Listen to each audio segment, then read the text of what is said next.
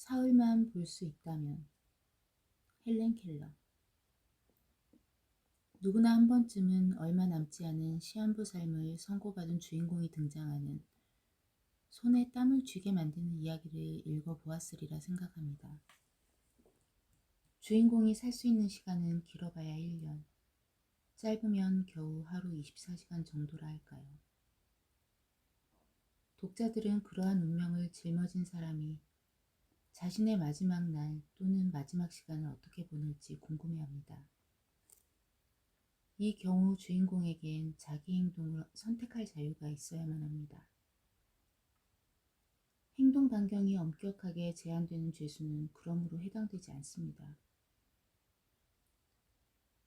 그런 이야기를 읽으며 우리는 내가 만약 그와 비슷한 상황에 처한다면 나는 어떻게 할 것인지 생각해 보게 됩니다. 살아있는 존재로서 보내는 마지막 시간을 어떤 사건이나 경험, 관계들로 채워야 할까요? 과거를 돌이켜 보았을 때 행복한 기억은 무엇이고 후회스러운 일은 또 무엇일까요? 이따금씩 생각해 봅니다. 매일매일 내일 당장 죽을 사람처럼 사는 것도 아주 좋은 일이라고요. 그러면 삶이 얼마나 소중한지 새록새록 느낄 수 있지 않겠습니까? 우리는 부드럽고 활기차고 늘 감사하는 마음으로 하루하루를 살아가야 하지만 우리 앞에 많은 날들이 끝없이 펼쳐질 거라 생각할 때에는 그런 마음을 종종 잃어버리고 맙니다. 물론 먹고 마시고 즐기자라는 쾌락주의 좌우명을 가지고 사는 사람들도 있겠지만 대부분의 사람들은 언젠가 확실히 닥쳐올 죽음의 그림자를 안고 삽니다. 이야기 속의 주인공은 대부분 마지막 순간에 행운의 여신에게 구원을 받곤 하는데 대개의 경우 구원은 가치관의 전환을 통해 이루어집니다. 삶의 의미와 그 영원한 정신적 가치를 더욱 깊이 이해하게 된다고나 할까요? 죽음의 그림자 속에서 살아가는 또는 살았던 사람들이 매사에 즐거워하고 행복해하는 걸 우리는 자주 봅니다. 하지만 우리는 삶을 너무도 당연하게 받아들입니다. 언젠가 죽어야 한다는 건 알지만 그건 아직 나와는 상관없는 먼 미래의 일이라고 생각합니다. 건강하고 활기찬 사람일수록 죽음을 상상하기 어렵습니다.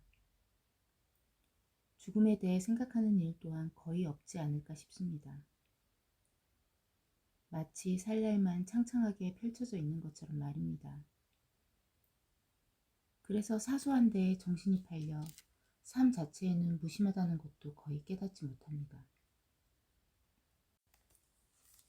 이러한 무심함이 우리가 가진 재능과 감각의 쓰임새를 한정적으로 특징지어버리는 건 아닐까요?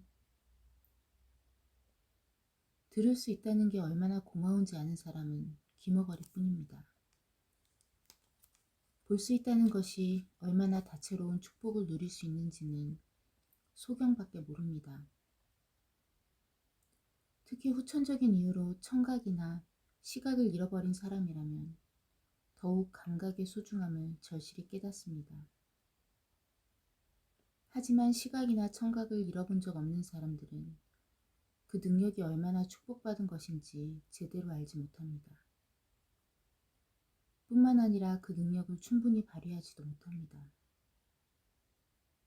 그들의 눈과 귀는 집중하지 않고 감사하는 마음도 없이 그저 무덤덤하게 풍경이며 온갖 소리를 받아들일 뿐입니다. 무릇 가진 것을 잃고 나서야 그 소중함을 알고 병에 걸린 다음에야 건강의 중요함을 깨닫는 법입니다. 누구나 막 성년이 되었을 즈음 며칠 동안만이라도 소경이나 귀머거리가 되는 경험을 해볼 수 있다면 이것이야말로 진정한 축복일 수도 있다고 생각하곤 합니다. 어둠은 볼 수 있다는 게 얼마나 감사한 일인지 일깨워줄 것이며 정적은 소리를 들을 수 있다는 게 얼마나 기쁜 일인지 알려줄 것입니다. 나는 가끔 두 눈이 멀쩡한 친구들에게 그들이 보는 게 무엇인지 알아보는 실험을 해봅니다. 얼마 전 친한 친구를 만났는데 그 친구는 마침 숲속을 오랫동안 산책하고 돌아온 참이었습니다. 나는 무엇을 보았느냐고 물었습니다. 별거 없어. 내가 그런 대답에 익숙해지지 않았다면 절대 그럴 리가 없다고 생각했겠지만 나는 이미 오래전부터 눈이 멀쩡한 사람들도 실제로는 보는 게 별로 없다는 사실을 잘 알고 있답니다. 어떻게 1시간 동안이나 숲속을 거닐면서도 눈에 띄는 것을 하나도 보지 못할 수가 있을까요? 나는 앞을 볼 수 없기에 다만 촉감만으로 흥미로운 일들을 수백 가지나 찾아낼 수 있는데 말입니다. 오묘하게 균형을 이룬 나뭇잎의 생김새를 손끝으로 느끼고 은빛 자작나무의 부드러운 껍질과 소나무의 거칠고 울퉁불퉁한 껍질을 사랑스럽게 어루만집니다. 봄이 오면 자연이 겨울잠에서 깨어나 기지개를 켜는 첫 신호인 어린 새순을 찾아 나뭇가지를 살며시 쓰다듬어 봅니다. 꽃송이의 부드러운 결을 만지며 기뻐하고 그 놀라운 나선형 구조를 발견합니다. 자연의 경이로움은 이와 같이 내게 그 모습을 드러냅니다. 운이 아주 좋으면 목청껏 노래하는 한 마리의 새의 지저귀으로 작은 나무가 행복해하며 떠는 것을 느낄 수도 있습니다. 손가락 사이로 흐르는 시원한 시냇물도 즐겁지만 수북하게 쌓인 솔잎이나 푹신하게 깔린 잔디를 밟는 것도 화려한 페르시아 양탄자보다 더 반갑습니다. 계절의 장관은 끝없이 이어지는 가슴 벅찬 드라마이며 그 생동감은 내 손가락 끝을 타고 흐릅니다. 때로 내 마음은 이 모든 것을 보고 싶은 열망으로 가득해집니다. 그저 만져보는 것만으로도 이렇게 큰 기쁨을 얻을 수 있는데 눈으로 직접 보면 얼마나 더 아름다울까. 그런데도 볼 수 있는 눈을 가진 사람들은 그 아름다움을 거의 보지 못하더군요. 세상을 가득 채운 색채와 율동의 파노라마를 그저 당연한 것으로 여기면서 자신이 가진 것에 감사할 줄 모르고 갖지 못한 것만 갈망하는 그런 존재가 아마 인간일 겁니다. 이 빛의 세계에서 시각이란 선물이 삶을 풍성하게 하는 수단이 아닌 단지 편리한 도구로만 사용되고 있다는 건 너무나 유감스러운 일입니다. 내가 만약 대학 총장이라면 눈을 사용하는 법이란 강의를 필수 과정으로 개설했을 겁니다. 사람들이 아무 생각 없이 지나치는 것들을 진정으로 볼 수 있다면 삶이 얼마나 즐거울지를 알게 해주는 강의가 되겠지요. 말하자면 나태하게 잠들어 있는 기능을 일깨우는 겁니다. 내가 만일 단 사흘만이라도 앞을 볼 수 있다면 가장 보고 싶은 게 무엇인지 나는 충분히 상상할 수 있습니다. 내가 상상의 나래를 펴는 동안 여러분도 한번 생각해 보시기 바랍니다. 사흘만 볼 수 있다면 내 눈을 어떻게 써야 할까? 셋째 날이 저물고 다시금 어둠이 닥쳐올 때 이제 다시는 자신을 위한 태양이 떠오르지 않으리라는 것을 여러분은 압니다. 자, 이제 그 사흘을 어떻게 보내시렵니까? 여러분의 눈길을 어디에 머물게 하고 싶습니까? 당연히 내가 가장 보고 싶은 건 어둠 속에 있는 내게 소중했던 것들입니다. 여러분 또한 자신에게 소중했던 것들을 오래오래 바라보다가 그 후에 닥쳐올 어둠 속으로 그 기억을 가져가고 싶으실 겁니다. 다시 암흑 속으로 돌아갈 수밖에 없다 할지라도 어떤 기적이 일어나 내가 사흘 동안 볼 수 있게 된다면 나는 그 시간을 셋으로 나누고 싶습니다. 첫째 날에는 친절과 겸손과 우정으로 내 삶을 가치 있게 해준 사람들을 보고 싶습니다. 먼저 어린 시절 내게 다가와 바깥 세상을 활짝 열어 보여주신 사랑하는 앤 설리번 메이시 선생님의 얼굴을 오랫동안 바라보고 싶습니다. 선생님의 얼굴 윤곽만 보고 기억하는 데 그치지 않고 그것을 꼼꼼히 연구해서 나 같은 사람을 가르치는 참으로 어려운 일을 부드러운 동정심과 인내심으로 극복해낸 생생한 증거를 찾아낼 겁니다. 또한 선생님의 눈빛 속에서 아무리 어려운 상황일지라도 당당하게 맞설 수 있었던 강한 개성과 내게도 자주 보여주셨던 전 인류에 대한 따뜻한 동정심도 보고 싶습니다. 눈은 영혼의 창이라지만 나는 친구의 마음을 눈을 통해 볼 수 없습니다. 그저 손가락 끝으로 더듬어 만져지는 얼굴의 윤곽을 느낄 뿐입니다. 웃음과 슬픔, 그리고 그 밖의 많은 감정들도 손으로 감지할 수 있습니다. 나는 친구들의 얼굴을 만져서 그가 누구인지 알아냅니다. 하지만 표정으로 드러나는 그들의 생각이나 내게 취하는 행동만을 가지고는 그들의 성격을 도무지 파악할 수가 없습니다. 또한 그들을 지켜보고 여러 가지 표현이나 상황에 대한 반응을 관찰하고 그들의 눈빛이나 안색이 돌변하는 것을 주시해서 그들을 더욱 깊이 이해할 수 있는 기회가 내겐 없습니다. 내가 가까운 친구들을 그나마 잘 아는 이유는 그들이 여러 달 여러 해를 나와 함께 보내면서 자신의 모든 면을 속속들이 드러내 보여주었기 때문입니다. 그러므로 그다지 가깝지 않은 친구들에 대해서는 아는 게 불완전할 수밖에 없습니다. 손을 맞잡았을 때의 감촉, 말하는 입술에 손가락을 대었을 때의 느낌, 내 손바닥에 와닿는 촉감을 통해서 얻은 것들입니다. 표정의 미묘한 변화, 근육의 떨림, 손의 흔들림 같은 걸 보고 사람의 본성을 재빨리 파악할 수 있다면 얼마나 좋을까 생각해 봅니다.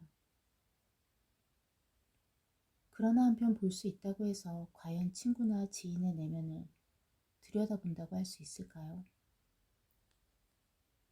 눈이 보이는 사람들은 대부분 그저 얼굴 모습만 보고 판단하지 않습니까?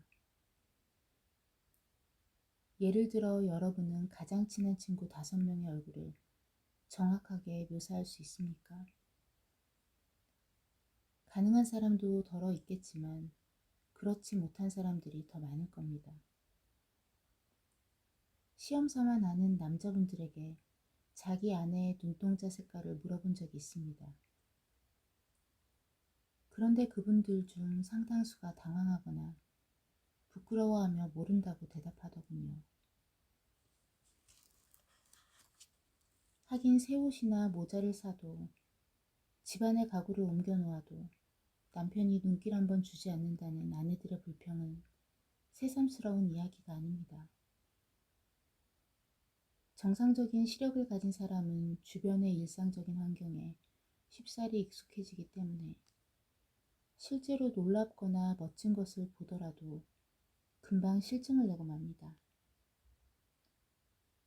법원의 기록을 살펴보면 증인들의 목격담이 얼마나 부정확한지 잘 알 수 있습니다.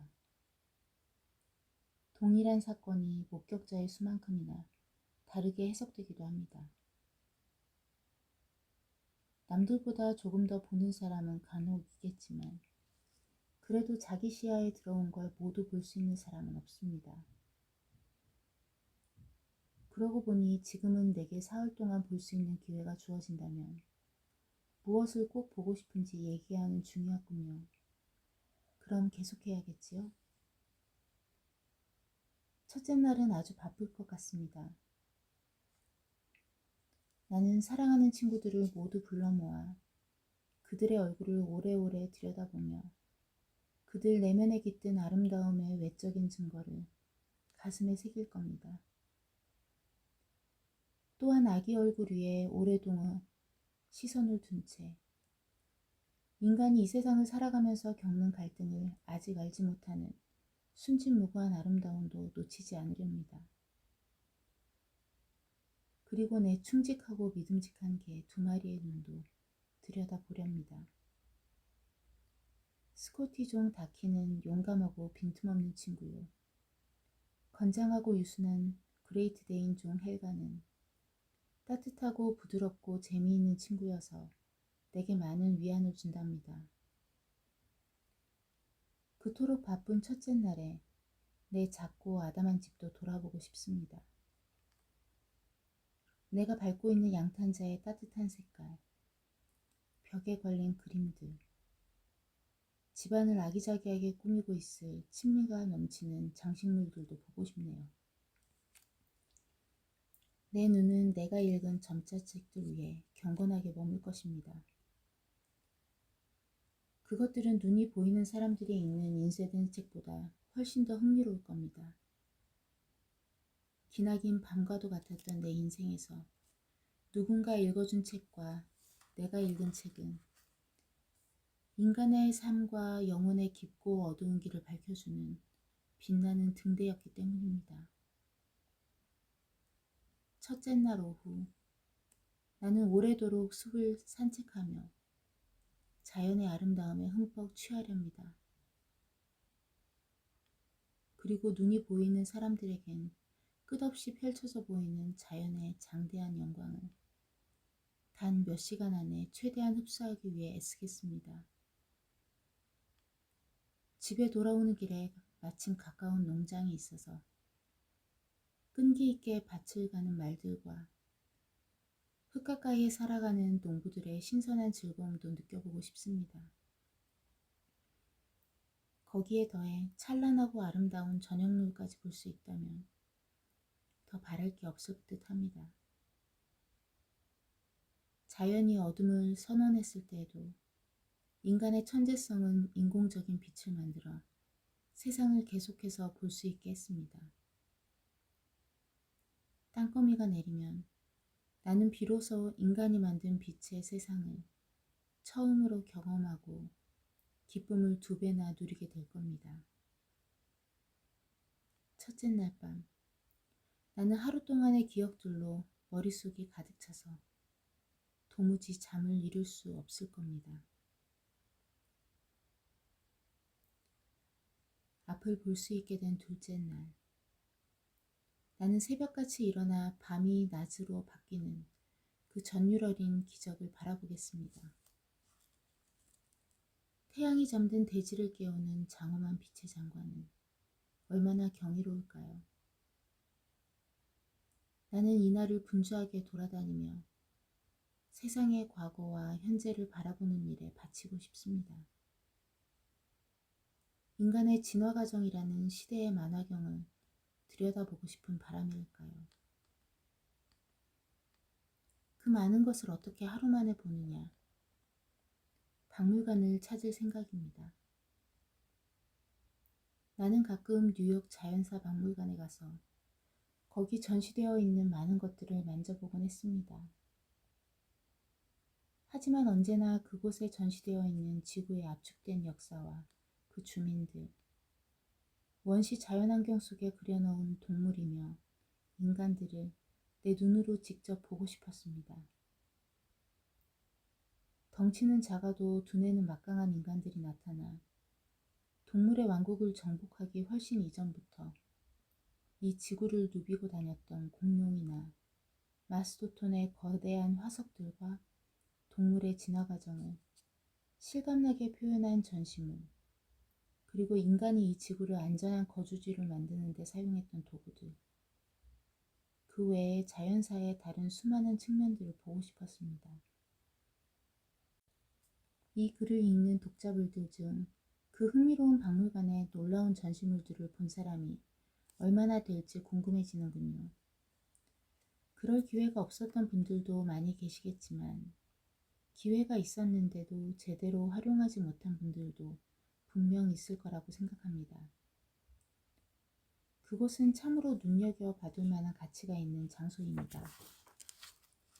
앞을 볼 수 있는 사람은 몇 날 며칠이고 그곳에서 유익한 시간을 보낼 수 있겠지만 내가 상상하는 것처럼 사흘 동안만 빛을 허락받은 사람은 겨우 슬쩍 훑어보고 갈 수밖에 없습니다.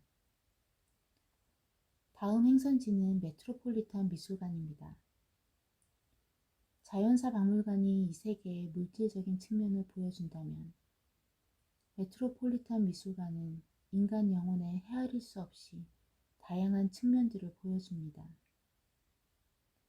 인간의 역사를 보면 예술적인 표현에 대한 인간의 욕구는 음식과 주거, 종족 번식의 욕구만큼이나 강렬한 것이었습니다. 이곳 메트로폴리탄 미술관의 넓은 전시실에는 이집트와 그리스, 로마의 영혼이 녹아든 예술품들이 전시되어 있습니다. 나는 고대 나일강 유역을 거닐던 신들과 여신들을 내 손의 감촉으로 이미 알고 있습니다.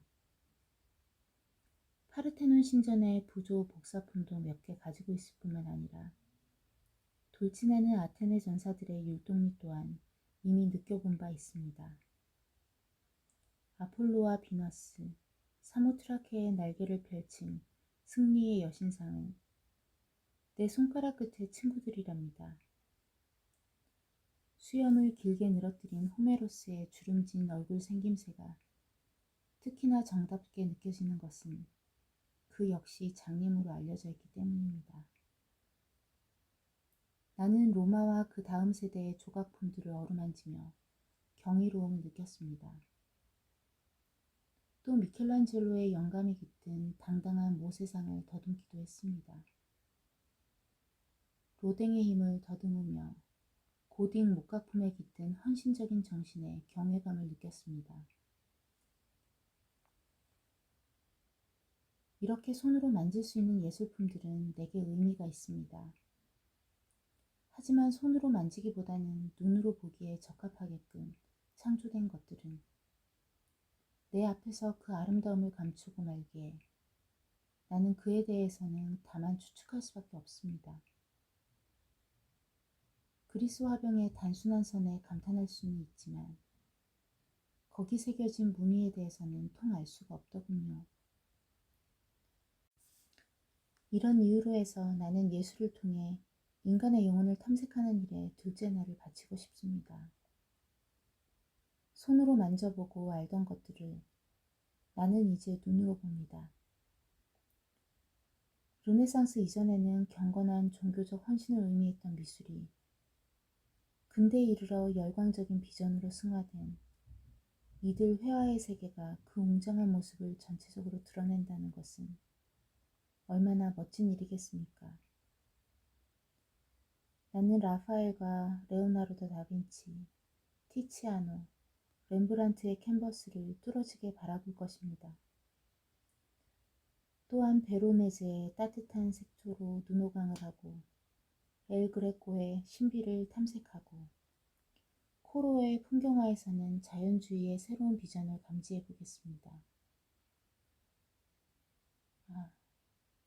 볼 수 있는 사람들은 각 시대의 예술품에서 얼마나 많은 의미와 아름다움을 누릴 수 있는 건가요? 예술의 전당을 방문하는 그 짧은 기간만으로는 여러분 앞에 펼쳐져 있는 거대한 예술의 세계에 극히 적은 한 부분도 제대로 찬찬히 감상했다고 할 수 없겠지요. 그저 피상적인 인상만 받아 가질 수 있을 뿐 예술가들은 진정으로 예술을 깊이 감상하려면 보는 눈을 길러야만 한다고 말합니다. 선과 구성과 형태와 색의 장점을 이해하려면 경험이 필요하다고 말입니다. 만약 내가 볼 수 있어 그런 환상적인 공부에 뛰어들 수 있다면 얼마나 기쁠까요? 그렇지만 내 주위에 볼 수 있는 사람들은 예술의 세계를 그저 캄캄한 밤처럼 빛이 없는 미지의 세계처럼 이야기들 하더군요. 아름다움은 그렇게 방치되어 있는데 그 열쇠를 간직하고 있는 메트로폴리탄 미술관을 떠나야 한다는 것이 매우 섭섭하리라 생각합니다. 그러나 볼 수 있는 사람이라면 아름다움으로 들어가는 열쇠를 찾기 위해 굳이 메트로폴리탄까지 찾아갈 필요가 있을까요? 똑같은 열쇠가 그보다 더 작은 미술관이나 또는 도서관에 서가에 꽂힌 책들 속에서도 있는걸요. 하지만 나는 상상 속에서나마 사흘밖에 볼 수 없기에 가장 짧은 시간 안에 위대한 보물들을 한꺼번에 보여주는 이곳 메트로폴리탄을 선택할 수밖에 없습니다. 둘째 날 저녁은 연극이나 영화를 보며 지내고 싶습니다.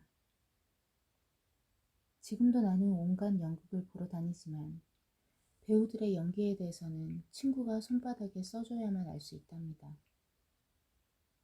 그러니 햄릿의 매력적인 모습과 엘리자베스 시대의 희극적인 인물들을 대표하는 뚱보 폴스타프의 모습을 내 눈으로 직접 볼 수 있다면 얼마나 좋을까요? 햄릿의 우아한 동작과 폴스타프의 쾌활한 걸음걸이를 눈으로 쫓을 수 있다면. 그런데 주어진 시간 동안 볼 수 있는 게 단 한 편뿐이라면 이만저만 고민이 아닐 수 없겠군요. 꼭 보고 싶은 연극이 너무 많거든요. 여러분처럼 볼 수 있는 사람들은 보고 싶은 연극을 언제든 보겠지요. 하지만 연극이나 영화나 멋진 경치를 보면서 그 색채와 우아함과 율동을 즐길 수 있는 시력의 기적을 고마워한 분들이 얼마나 계시는지요. 나는 내 손이 미치는 범위 내에서의 율동미 밖에는 즐길 수가 없습니다. 마룻바닥을 울리는 진동을 통해 리듬의 즐거움을 조금 알고 있긴 하지만 안나 파블로바의 우아한 발레 동작은 그저 어렴풋하게 상상이나 해볼 뿐입니다. 율동적인 움직임이야말로 상상하건대 세상에서 가장 즐거운 광경 중 하나일 겁니다. 나는 대리석상의 윤곽선을 더듬어 보면서 그 율동미를 조금이나마 느낀답니다. 정적인 우아함이 이토록 아름다운데 동적인 우아함을 보는 건 얼마나 감동적일까요? 내가 소중하게 간직하고 있는 기억 중 하나는 조지프 제퍼슨이 사랑스러운 리벤 윙크를 연기하며 나에게 자기 얼굴과 손을 만지도록 해준 일입니다. 나는 그때 연극의 세계를 조금이나마 접해볼 수 있었습니다. 그 순간의 기쁨을 결코 잊지 못할 것입니다. 그렇지만 연극 공연을 보는 보통 사람들이 보고 듣는 데서 누리는 기쁨을 보고 들을 수 없는 내가 온전히 맛볼 수는 없을 것입니다. 그러므로 딱 한 편의 연극만이라도 볼 수 있다면 그동안 내가 직접 읽거나 수화 알파벳으로 전해 들었던 수백 편의 연극들도 마음속으로 그려볼 수 있게 될 겁니다. 하여 둘째 날 밤에는 희곡 작품 속의 위대한 인물들이 내 눈에서 잠을 걷어내겠지요.